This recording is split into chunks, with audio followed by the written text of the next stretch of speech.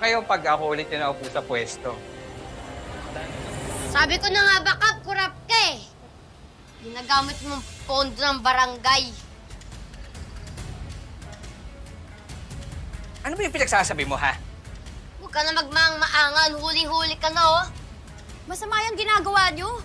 Pwede kayong makasuhan yan. Ha? Talaga? Ay, dalawang epal na magkapatid kayo?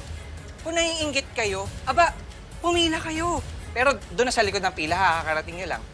Bakit po kami maiinggit? Eh, masama nga yung ginagawa nyo.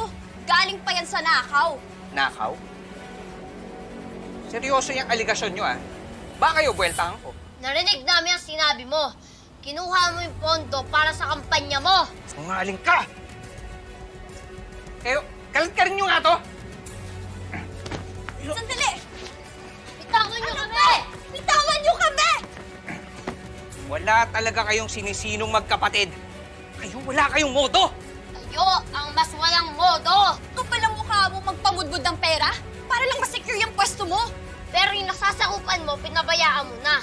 Kasi wala kang ginawa kung hindi ubusin ang pera ng mga taong bayan.